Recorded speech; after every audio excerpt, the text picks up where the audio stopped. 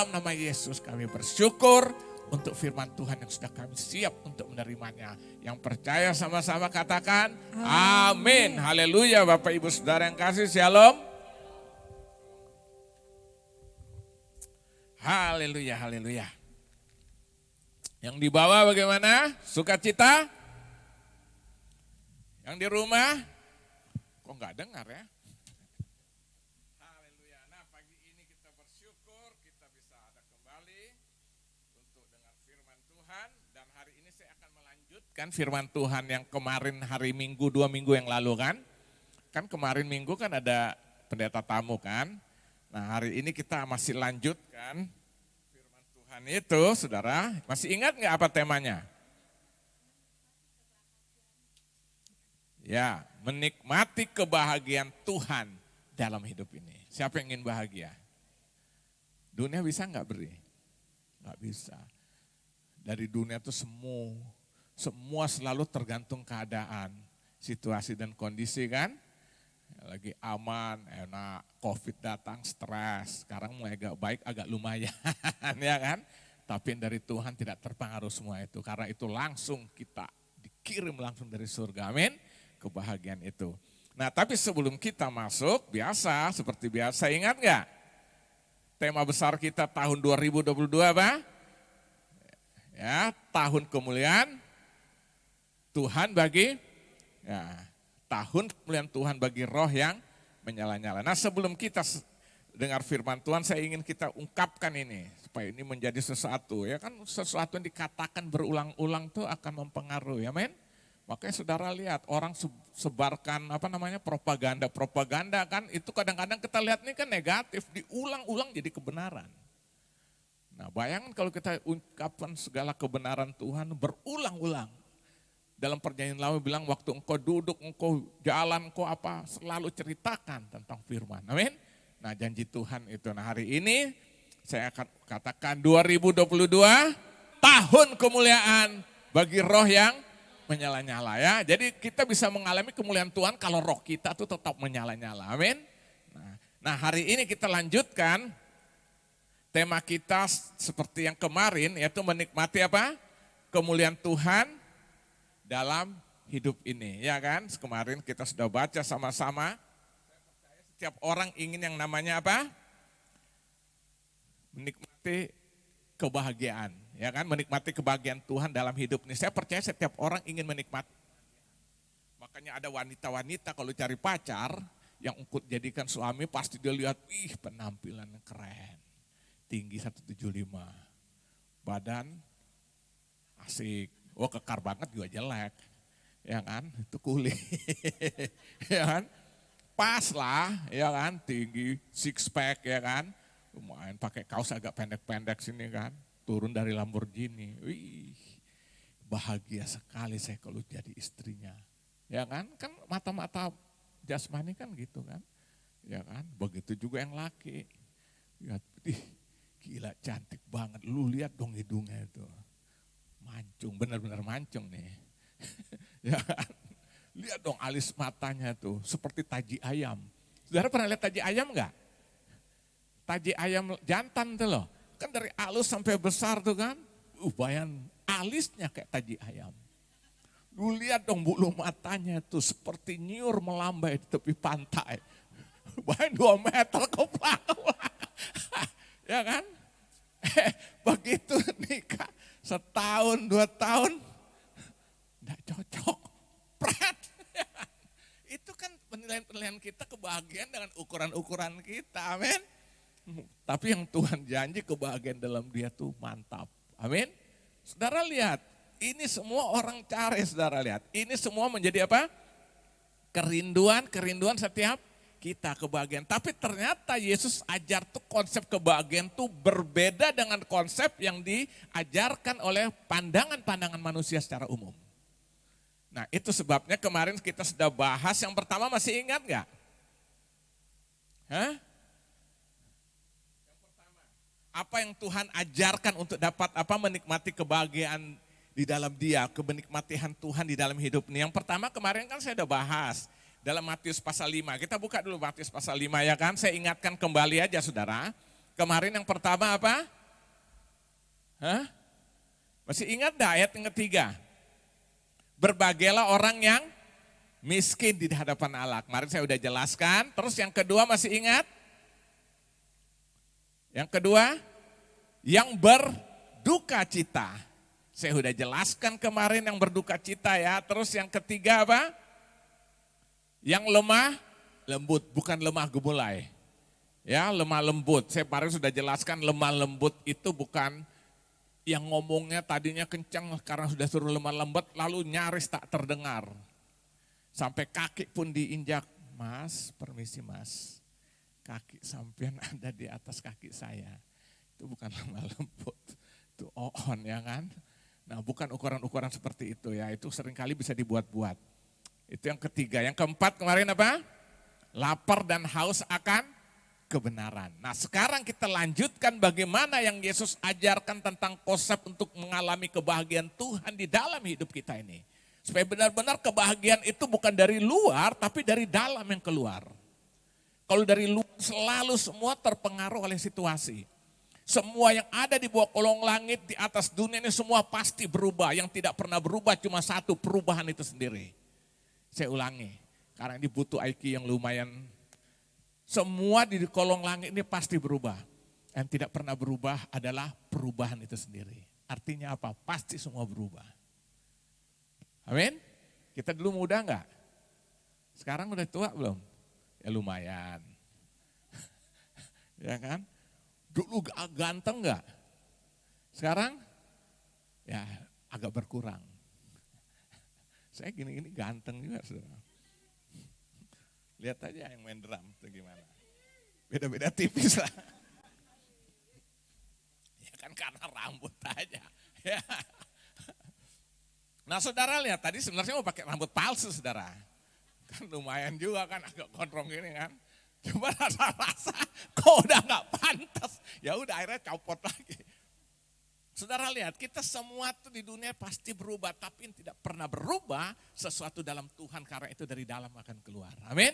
Nah sekarang kita akan lihat kalau gitu apa yang Yesus ajarkan tentang konsep untuk menikmati kebahagiaan di dalam Tuhan itu apa. Nah kita lihat ayat yang ke-7 saudara, kita lanjutkan dari kemarin karena belum selesai. Saudara perhatikan ayat yang ke-7 di sini dikatakan apa? Berbahagialah apa? Orang yang murah hatinya karena mereka akan beroleh kemurahan. Jadi ini hukumnya waktu kita bermurah hati maka kemurahan Tuhan itu akan turun bagi kita. Jadi kalau kita tidak murah hati akan menikmati enggak? Udah pasti tidak. Nah yang menjadi pertanyaan pagi hari ini apa yang dimaksud murah hati itu? Apa sih murah hati?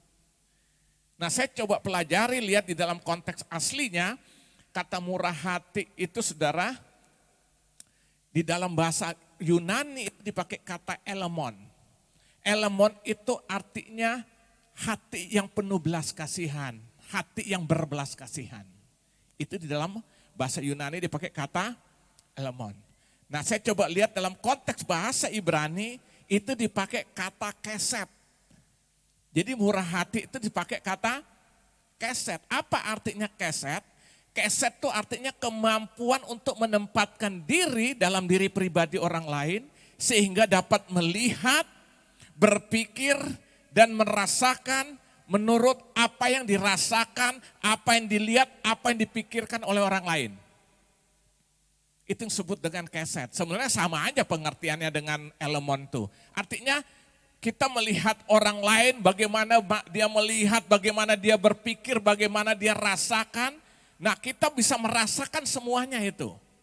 Itu yang disebut dengan apa?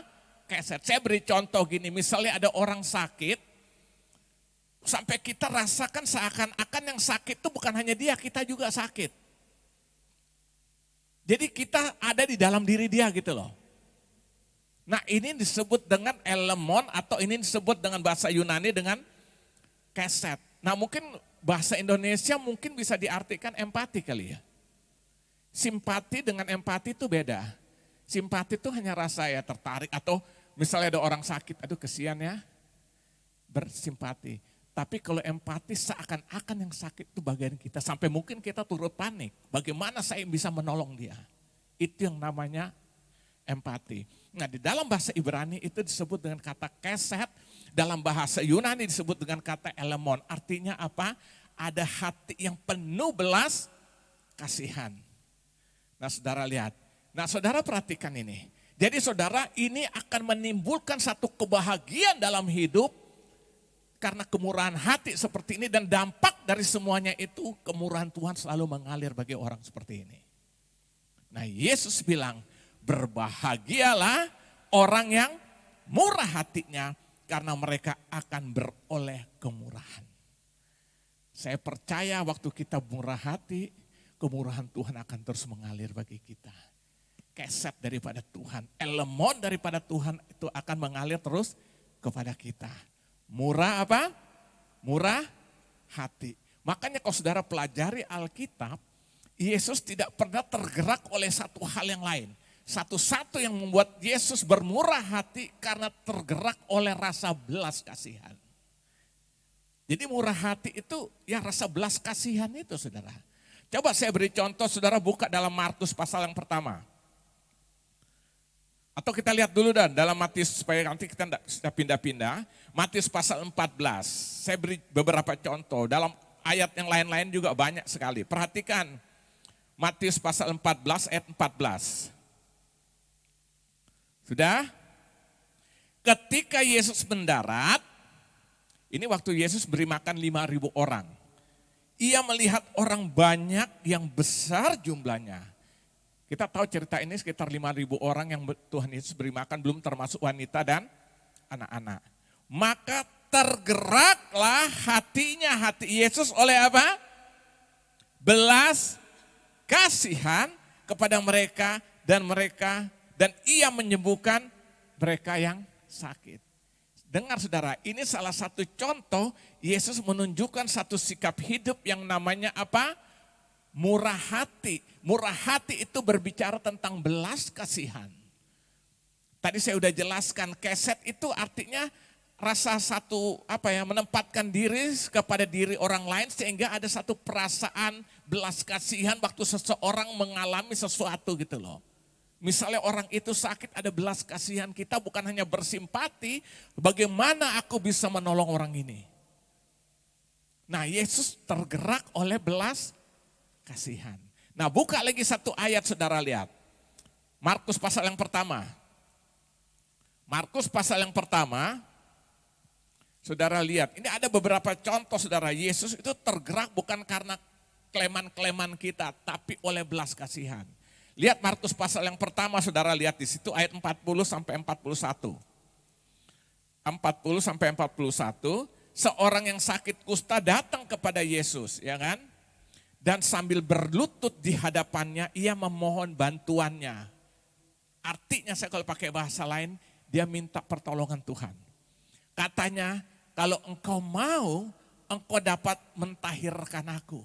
Ini permintaan orang kusta kepada Yesus. Perhatikan ayat 41. Maka tergeraklah hatinya, hati siapa nih? Hati Yesus oleh apa? Belas kasihan, lalu ia mengulurkan tangannya menjamah orang itu dan berkata kepadanya, aku mau, jadilah engkau tahir.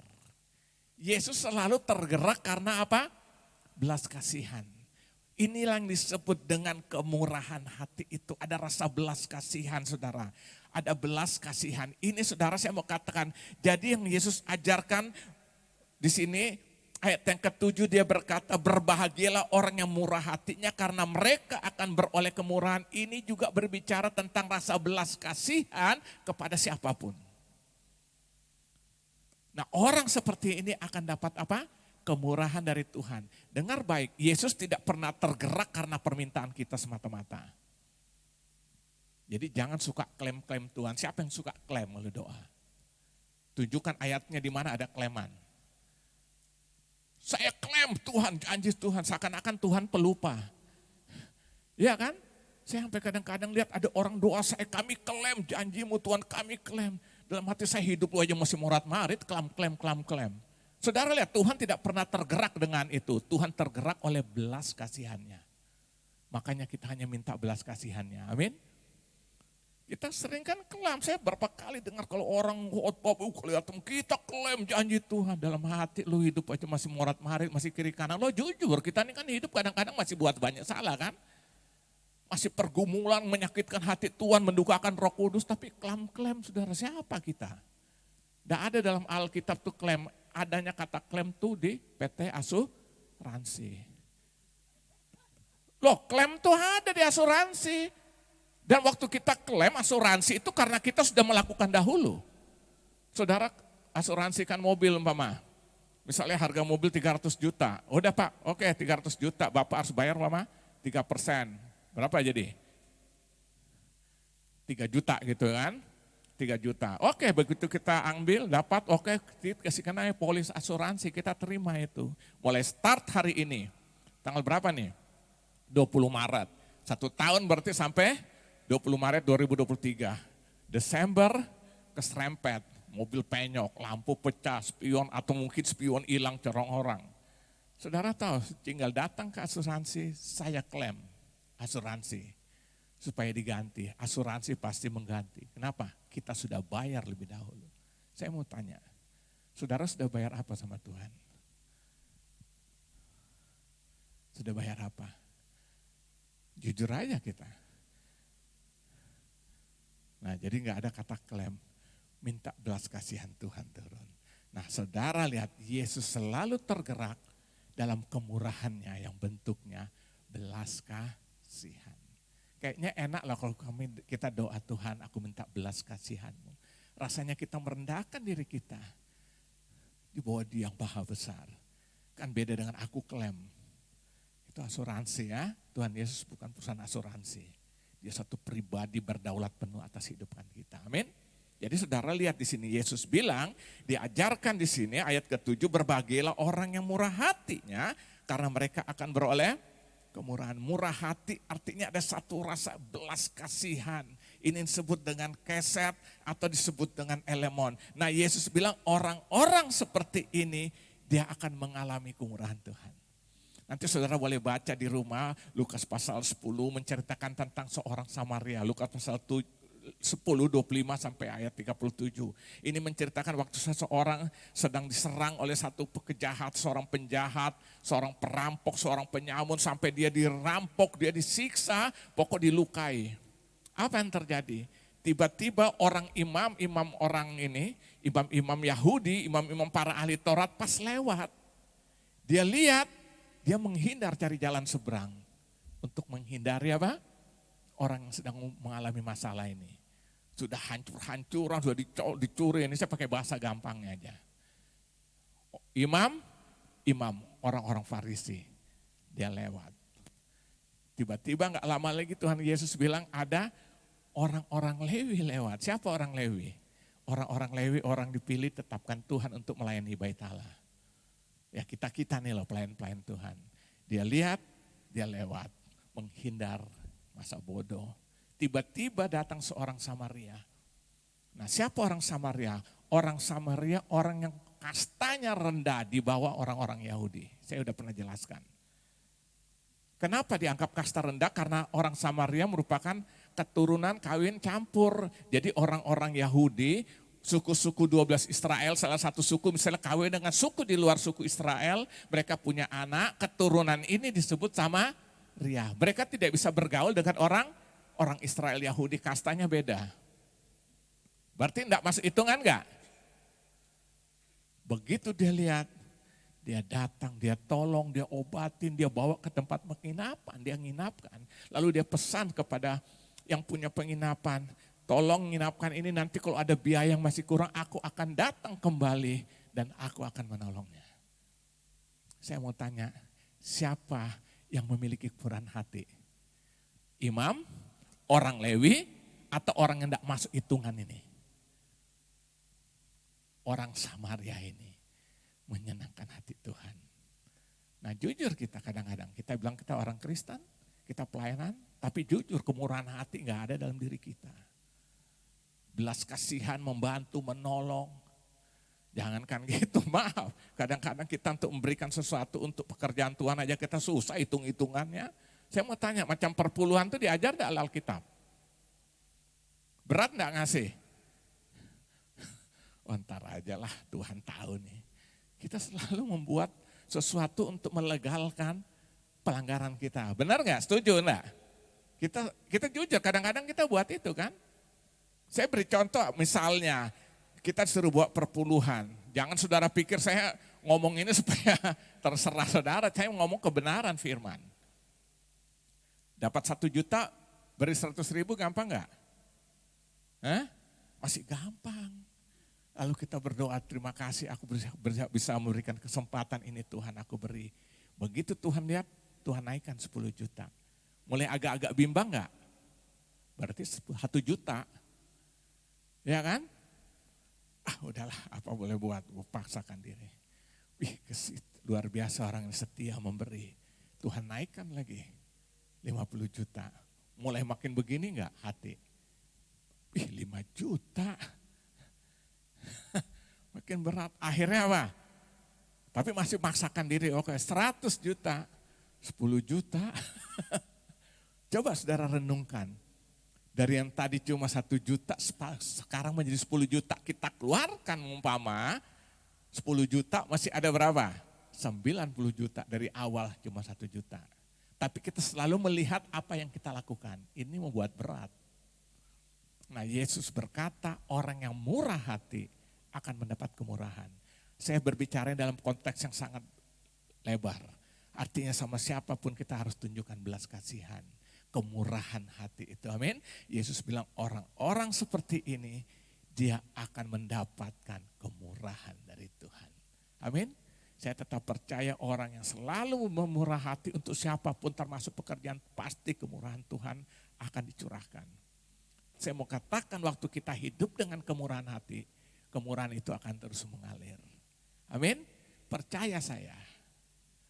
Percaya saya saudara. Kenapa saya berani yakin ini firman yang tidak pernah berubah. Dahulu kemarin hari ini sampai selama-lamanya. Kalau Yesus, ini Yesus sendiri yang sampaikan loh. Ini bukan rasul, ini Yesus sendiri waktu dia berkhotbah di atas sebuah bukit. Ya kan? Dia berkata apa? Berbahagialah orang yang apa? Murah hatinya karena dia akan mendapatkan apa? Kemurahan. Semakin kita murah hati, belas kasihan Tuhan selalu turun bagi kita. Saya kalau baca-baca, saya kadang renungkan gini saudara, kadang-kadang mungkin kita ada satu persoalan, masalah kita menangis. Mungkin karena dia tahu hidup kita penuh belas kasihan juga, punya kemurahan. Mungkin dia akan datang, dia merangkul. Duh kamu butuh apa sih? Langsung, udah ambil aja dia akan beri. Karena apa? Kemurahan akan dibalas dengan kemurahan. Nah jadi saudara lihat yang kelima, ya kan? Dalam firman Tuhan hari ini, kelima bagaimana menikmati kebahagiaan Tuhan dalam hidup ini. Nah apa yang Yesus ajarkan, yang kelima yaitu berbahagialah orang yang murah hati karena dia akan mengalami apa?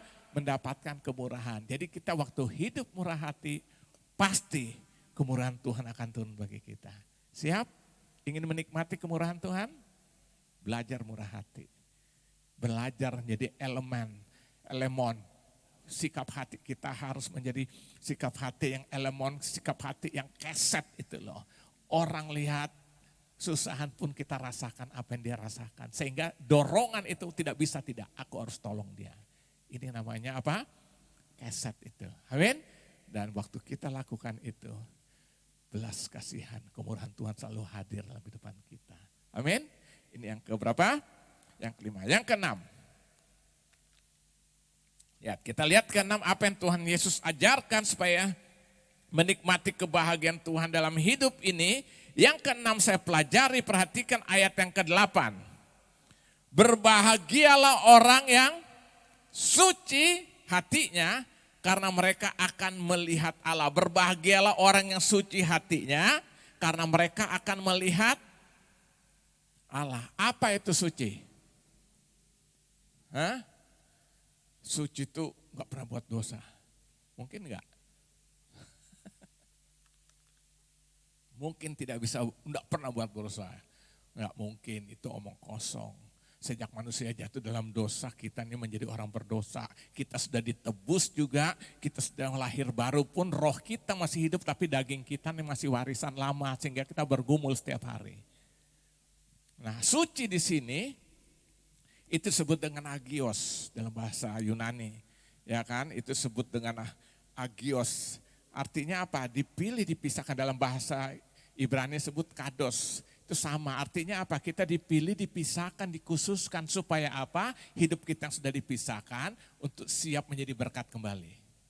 Kita ini kan sama dengan orang-orang dunia kan, hidup di dunia. Nah Tuhan pilih kita, Tuhan pisahkan kita supaya apa? Dia mau pakai kita supaya menjadi berkat bagi dunia ini. Bangsa Israel kan dipilih Tuhan, maka disebut bangsa pilihan. Itu dalam kedaulatan Tuhan kita tidak bisa protes. Nah rencana Tuhan pakai bangsa ini menjadi berkat bagi bangsa-bangsa lain. Tapi mereka gagal. Nah kita juga disucikan oleh Tuhan. Makanya arti kata apa? Agios atau kados itu ya. Nah Yesus bilang di sini, nah di dalam ada satu bahasa lagi, dalam bahasa Yunani itu selain agios ada satu kata yang disebut dengan kataros. Nah, Matius pasal 5 ayat ke-8 di sini katakan berbahagialah orang yang suci hatinya karena mereka akan melihat Allah. Nah, suci dalam Injil Matius pasal 5 ayat 8 itu dipakai dengan kata kataros. Apa arti kataros ini? Kataros ini biasanya digunakan untuk menggambarkan pakaian yang sudah dicuci. Apa pakaian sudah dicuci jadinya apa? Bersih. Atau apa? Atau gandum yang sudah dibersihkan. Gandum yang sudah dibersihkan jadi gandum yang apa? Gandum yang bersih. Ya kalau sekarang kita di Indonesia bukan gandum apa? Beras. Sekarang sih enak, beli udah bersih. Saya ingat zaman-zaman saya masih kecil, mak-mak kita lah semua kan. Kalau mau masak nasi itu kan pakai nyiro itu kan, ditaruh, diangkat, goyangan kadang-kadang sambil ditiup supaya apa? Gabahnya itu pergi. Sekarang enak kita beli sudah bersih tinggal masak, masuk rice cooker selesai ya kan. Nah, jadi yang dimaksud dengan kataros itu seperti gandum yang sudah dibersihkan atau beras lah itu ya kan. Atau susu waktu habis diperah tidak dicampur apa-apa. Itu namanya susu yang murni. Nah, yang dimaksud dengan kataros itu berbicara tentang kemurnian atau tanpa kotoran. Nah Yesus bilang berbahagialah orang yang suci hatinya. Suci di sini artinya apa? Hatinya murni, hatinya sudah dibersihkan. Siapa yang membersihkan? Siapa? Tuhan sendiri. Jadi kita ini semua umat dipilih Tuhan. Bukan karena kita baik, karena Tuhan panggil kita, Tuhan pisahkan kita, supaya kita menjadi orang benar di hadapan Tuhan, supaya akhirnya hidup kita berdampak bagi orang lain di tengah-tengah dunia ini. Nah jadi saudara lihat di sini ya, nah Yesus bilang, berbahagialah orang yang suci hatinya karena mereka akan melihat Allah. Suci artinya apa? Kita sudah dimurnikan, kita sudah benar-benar apa? Sudah dibersihkan oleh Tuhan ya kan? Nah lihat saudara, jadi artinya apa? Akhirnya hidup kita ini berdampak menjadi berkat bagi orang lain. Ya, jadi suci saudara ingat, kita ini suci bukan karena kita yang suci, tapi kita disucikan oleh Tuhan.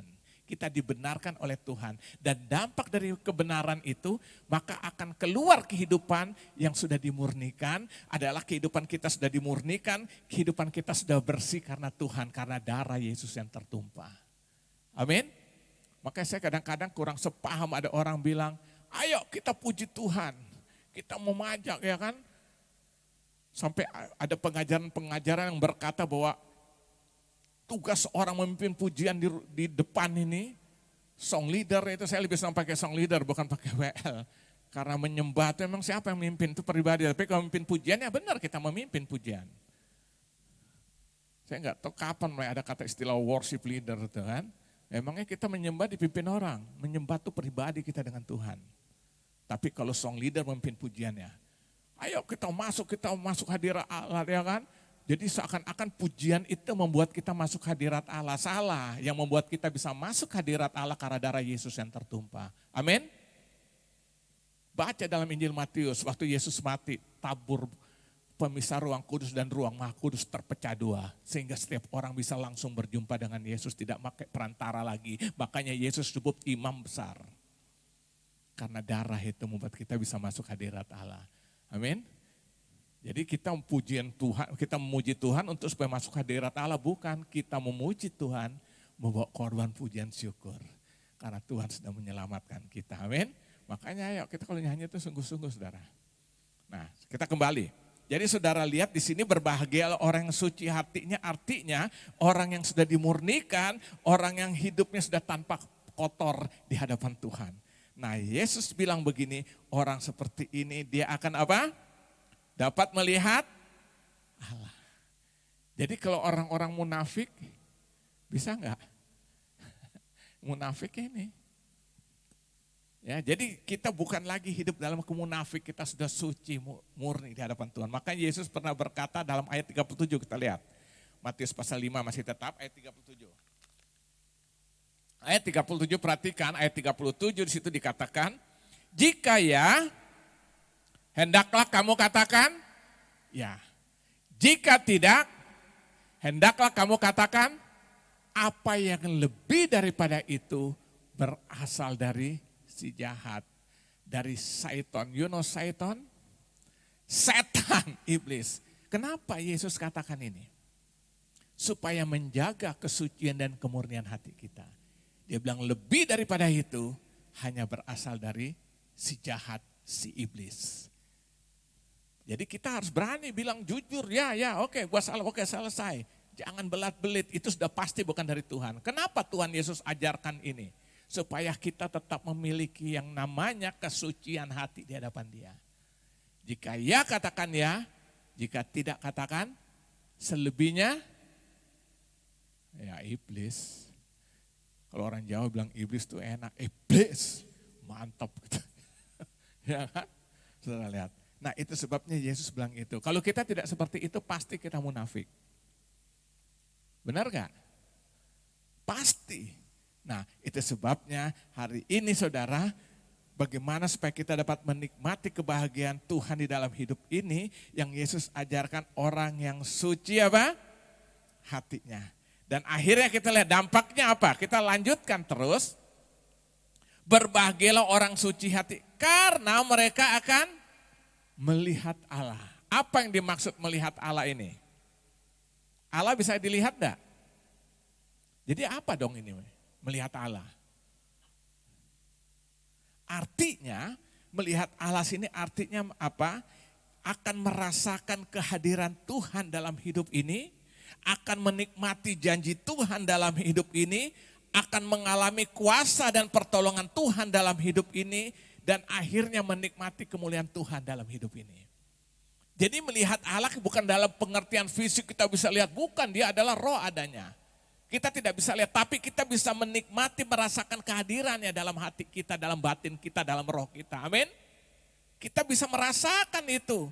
Dan akhirnya kita menikmati janji-janji Tuhan dalam hidupan ini. Kita menikmati pertolongan, mungkin kita punya masalah, punya persoalan. Lalu kita minta pertolongan, ternyata pertolongan tepat pada waktunya menolong kita. Itu namanya orang yang mendapat melihat Allah dalam bentuk kehadirannya lewat pertolongannya. Lewat kuasa, lewat mujizat, menikmati kemuliaan Tuhan. Tuhan mengangkat kita. Alkitab bilang dia akan mengangkat kita menjadi apa? Menjadi kepala bukan ekor. Kita tidak akan turun, kita akan terus naik. Ini hanya orang-orang yang menikmati hidup karena hidupnya dalam kesucian Tuhan. Amin. Hatinya suci akan mengalami ini. Maka saya ingat bagaimana Daud pernah berkata kan dalam Mazmurnya, Mazmur 37 ayat 25. Dia pernah bilang, dahulu nih aku muda, sekarang aku sudah menjadi tua. Belum pernah aku melihat orang benar ditinggalkan Tuhan, anak cucunya meminta-minta roti. Artinya apa? Orang yang suci hatinya akan menikmati janji pemeliharaan Tuhan. Bukan hanya untuk dirinya, sampai keturunan anak cucunya. Amin. Ini janji dan Daud alami ini. Kenapa? Hatinya Daud itu suci, makanya berkenan di hati Tuhan. Saya mau tanya, pernah buat dosa enggak? Khotbah kemarin ada nyinggung kan? Kesalahan Daud itu sebenarnya parah. Kalau lihat secara hukum, Sudah ambil bini orang, buat perencanaan, pembunuhan perencanaan loh. Lebih berat dari orang membunuh karena apa? Bela diri, enggak pernah direncanakan. Ini sudah ambil bini orang, dibuat perencanaan pembunuhan. Taruh si Uria, istri dari Batsyeba, ditaruh paling depan untuk dalam pertempuran. Dengan harapan pasti lebih dulu kena tombak musuh atau kena panah musuh. Dan terjadi, Uria mati. Tapi waktu Nabi Nathan datang, tegur dia. Langsung berubah, bertobat, dia tidur di abu. Dan satu permintaannya aja, jangan kiranya rohmu undur dariku. Maka Yesus bilang, Allah bilang, aku berkenan kepada Daud. Daud yang sama yang berkata, aku muda sampai aku tua, belum pernah aku melihat orang benar ditinggalkan Tuhan dan anak cucunya minta roti. Orang benar berbicara tentang orang yang hidup di dalam kesucian Tuhan itu. Amin. Nah, Yesus bilang kembali dalam Injil Matius ini, berbahagialah orang yang suci hatinya, karena dia apa? Akan melihat Allah, kemuliaan Tuhan akan kita rasakan setiap hari dari waktu-waktu. Amin. Saudara ingin rasakan? Amin. Hidup aja dalam kemurnian Tuhan, melayani dengan hati yang murni, semua dengan hati yang murni. Amin. Nah itu saudara lihat ya, yang keberapa? Yang keenam, yang terakhir, yang ketujuh, yang dengan yang sangat-sangat diharapkan. Jadi poin yang paling diharapkan, apa? Yang terakhir. Itu yang ngantuk-ngantuk saya lihat sudah. Ya kan, apa biasa pendeta yang terakhir. Langsung kaget dia. Apalagi suka hayal-hayal kan. Udah kerak-kerak nih, udah janjiin makan bernebon. Wih, bernebon pakai kaki bak. Terus apa lagi? Hah? Dia udah terus pakai apa tuh namanya? Yang ada bawang apa? Ada budabu, udah bayangkan kan. Wih, dia udah jam 11 lewat nih, sebentar lagi nih, udah ditunggu. Cepat nggak pulang ya, jangan lama-lama. Kita tunggu, iya tenang aja nih. Ini show yang terakhir. Sebentar lagi, dia enggak tahu padahal yang terakhir pendeta khotbah itu ada 5 poin dari yang terakhir ini kan. Yang terakhir saudara, lihat ayat ke-9. Apa yang Yesus sampaikan melalui khotbahnya di atas bukit ini, lihat yang ke-9. Yesus bilang berbahagialah orang yang bawa damai karena mereka akan disebut anak-anak Allah. Membawa shalom, membawa eirene. Eirene itu damai sejahtera. Artinya hubungan antara kita dengan Tuhan sudah dipulihkan, timbullah yang namanya rasa damai sejahtera. Itu disebut dengan eirene. Jadi waktu manusia jatuh dalam dosa semuanya rusak. Rencana Allah, rancangan Allah tuh pada satu fokus itu melenceng. Itu disebut hamartia, rancangan yang meleset. Jadi kita ini sebenarnya manusia-manusia yang udah meleset sejak Adam dan Hawa jatuh. Kita semua gak ada yang benar. Makanya saya tidak percaya ada agama bisa menyelamatkan orang, bisa membenarkan orang. Tidak ada. Yesus bilang, Alkitab bilang di bawah kolong langit tidak ada satu nama diberikan kepada manusia yang olehnya manusia dapat diselamatkan kecuali hanya di dalam Kristus Yesus Tuhan kita. Kisah Rasul 4 ayat 12.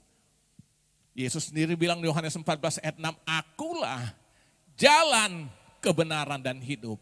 Tidak seorang sampai kepada Bapa kalau tidak melalui aku. Apa Bapa ini?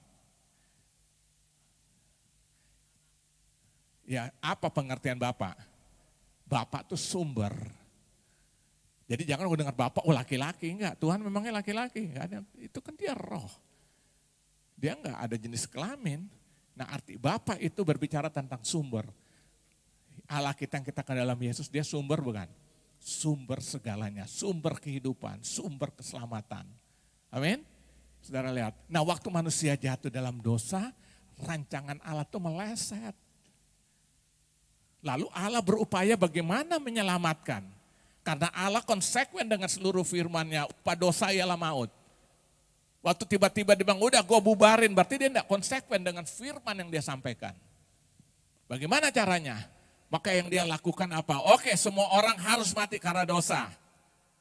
Tapi sekarang, semua itu aku yang tanggung, beban karena dalam hidupku. Makanya saudara lihat, hari terakhir waktu disalibkan, apa dari 7 kata salah satu, saya pernah khotbahkan 7 kata ini. Di antaranya dia tanya, Eli, Eli, lama sabatani. Allahku, Allahku, kenapa engkau meninggalkan aku? Pertanyaan, kenapa dia harus teriak begitu? Karena saat itu seluruh beban dosa umat manusia seisi dunia ditanggung di dalam kehidupannya. Akhirnya Allah memalingkan mukanya. Karena Allah tidak bisa bersekutu dengan dosa. Dia paling ditanggungnya. Makanya akhirnya kalau dia bilang setiap orang percaya kepadaku tidak binasa, melainkan beroleh selamat. Dia bilang gitu kenapa? Karena dia tahu dosa semua orang manusia sudah ditanggungnya. Jadi orang bisa menerima keselamatan kalau orang percaya terima dia. Dia yang mana? Dia yang namanya Yesus yang sudah menyelesaikan dosa umat manusia yang ditanggungnya. Jadi makanya konteks kita kan percaya Yesus untuk selamat. Agama-agama melakukan kebaikan. Nah saudara lihat sendiri, bisa enggak? Kristen tidak bicara agama, berbicara tentang Yesus yang datang menyelamatkan. Amin. Makanya kasih karunia kita diselamatkan, bukan perbuatan baik. Yesaya bilang segala kesalehanmu seperti kain kotor, ya kan? Seperti kain kotor, seperti ya kan? Semua dia bilang kesalehan kita pun kain kotor. Kenapa? Dasarnya sudah kotor buat lap ya tambah kotor. Saya pernah berikan satu contoh, seorang narapidana bisa nggak berbuat baik? Waktu dia berbuat baik berubah nggak statusnya? Tetap. Paling hanya disebut orang narapidana yang berbuat baik. Berubah nggak narapidananya? Enggak. Nah itu kira-kira kita. Nah, tapi Yesus datang membebaskan kita. Dengan cara dia mengambil alih dosa itu, ditanggungnya. Sehingga setiap orang percaya kepadanya tidak binasa. Makanya saya mau katakan, kita selamat ini bukan melakukan hukum Taurat. Tapi kita percaya kepada Yesus yang sudah menggenapi hukum Taurat. Saya ulangi, kita selamat bukan karena melakukan hukum yang ajar begini, harus begini, bukan. Tapi kita selamat karena percaya Yesus yang bagaimana yang sudah melakukan hukum Taurat. Jadi saya mau tanya, sekarang hukum Taurat masih enggak kita lakukan? Hah? Masih, tapi bukan untuk selamat lagi. Makanya berbahagialah orang yang murah hatinya untuk menunjukkan belas kasihan karena kita sudah mendapat belas kasihan dari Tuhan. Jadi kita melakukan kebaikan tuh harus, bukan lagi untuk selamat karena sudah selamat. Nah orang lain, agama-agama mengajarkan berbuatlah baik supaya pasti enggak? Enggak ada kepastian. Kita karena sudah selamat, kita melakukan kebaikan, termasuk hukum Taurat. Saya pernah jelaskan dalam doa malam. Tuntutannya malah lebih berat loh dalam Yesus. Hukum Taurat bilang mata ganti mata, gigi ganti gigi. Ya kan? Jangan membunuh secara fisik. Mata ganti mata. Jadi kalau orang lain mentempeleng saudara 2 kali, balas 2 kali. Nah ajaran Yesus lain lagi, lebih berat. Kalau engkau dipukul pipi kiri, kasih pipi kanan. Kalau engkau disakiti, berkati dia. Beda enggak? Lebih berat enggak dari hukum Taurat? Kelasnya tingkatnya lebih tinggi kualitasnya. Kalau engkau membunuh, jangan membunuh kata dalam hukum Taurat. Yesus bilang engkau membenci aja engkau sudah membunuh. Lebih berat mana? Kualitasnya lebih tinggi mana? Hukum yang Yesus ajarkan. Jadi tetap berlaku tapi kita lakukan itu bukan untuk selamat karena sudah selamat. Amin. Dan Roh Kudus memampukan kita lakukan itu. Ini luar biasanya saudara. Itu sebabnya Yesus ajarkan kan berbahagialah orang membawa damai. Jadi yang pertama pastikan kita dengan Tuhan harus beres dulu, kalau enggak mungkin. Kita sudah dengan Tuhan diperdamaikan, baru yang kedua dampak karena dengan Tuhan diperdamaikan, akhirnya yang kedua yang terjadi kita dengan diri kita diperdamaikan. Banyak orang susah loh berdamai dengan dirinya. Saya beri contoh kan ada orang stres tertekan karena dia buat salah itu menekan hidupnya dia. Itu dia belum berdamai dengan dirinya. Jadi harus perdamaikan dengan Tuhan, dampak dari perdamaian kita dengan Tuhan. Yang kedua yang terjadi kita berdamai dengan dirinya, kita sendiri. Amin. Nah waktu kita sudah berdamai dengan diri kita, akhirnya dampak dari perdamaian kita sudah alami berdamai dengan Tuhan, berdamai dengan diri. Dampaknya secara otomatis akan keluar berdamai dengan sesama. Amin. Ini kan luar biasa saudara. Kita berdamai dengan Nah, coba saudara buka dulu dalam Roma 12, ayat 17 sampai 18. Janganlah membalas kejahatan dengan lakukanlah apa yang baik bagi semua orang. Ayat 18. Sedapat-dapatnya, kalau hal itu bergantung padamu, hiduplah dalam perdamaian dengan semua orang.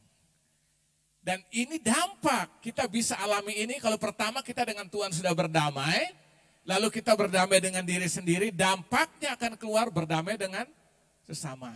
Makanya dengar indikasi ini, kalau ada orang suka marah-marah aja menghakimi orang, kalau marah, itu dipertanyakan loh. Orang itu sudah berdamai dengan Tuhan dan sudah berdamai dengan dirinya sendiri belum? Ada kan orang kayak gitu kan? Marah-marah sedikit-sedikit gak cocok, dimarahin, hakimi orang, oh ini juga ya kan? Ini pertanyaan besar saudara. Kita hidup damai bukan karena sudah di gereja. Tubuh bait roh Allah ini hidup kita. Tuhan berurusan bukan dengan gedung ini, berurusan dengan setiap kita pribadi, amin. Makanya pastikan Yesus bilang berbahagialah orang bawa damai. Jadi kita harus berdamai dengan Tuhan, berdamai dengan diri, dampaknya akan keluar. Ya kan? Kita akan berdamai dengan sesama. Ya kan? Nah, terus kita lihat ya, di situ ayat berapa tadi? 9, berbahagialah orang bawa damai karena mereka akan disebut. Nah, kenapa orang sudah berdamai dengan Tuhan, dengan diri dan sesama disebut anak-anak Allah? Kenapa? Kenapa? Karena Yesus itu Raja Damai. Jadi waktu kita terima Dia, berarti kita terima siapa? Raja Damai memerintah. Mungkin gak ada Raja Damai, tapi yang keluar Raja Pemberontak. Sikap pemberontak gak ada. Coba saudara buka dalam Yesaya 9 deh, biar jelas. Yesaya 9 ayat 5. Ini ayat-ayat yang selalu kita baca waktu acara Natal, ya kan? Ayat 9, pasal Yesaya 9 ayat 5. Sebab seorang anak telah lahir untuk kita. Ini berbicara tentang siapa Yesaya? Nubuatan tentang siapa? Yesus. Seorang putra telah diberikan untuk kita. Lambang pemerintahan ada di atas bahunya. Namanya disebut orang penasihat ajaib.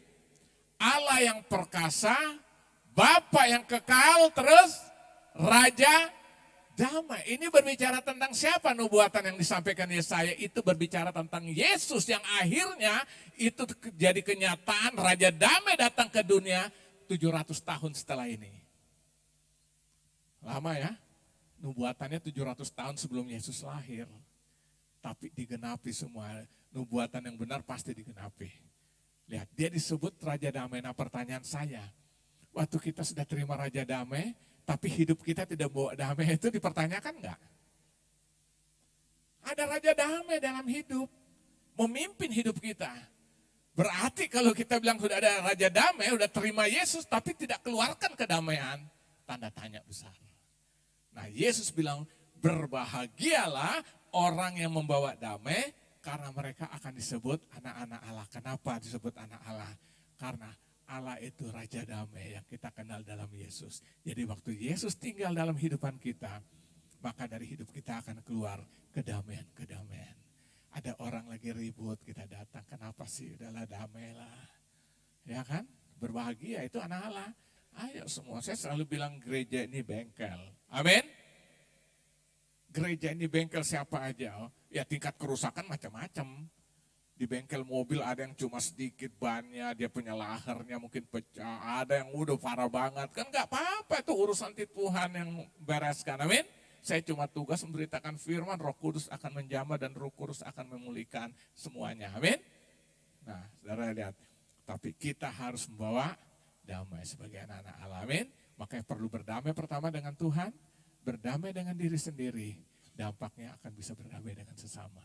Jadi kalau orang tidak bisa berdamai dengan sesama, perhatikan, pasti ada masalah dengan dirinya.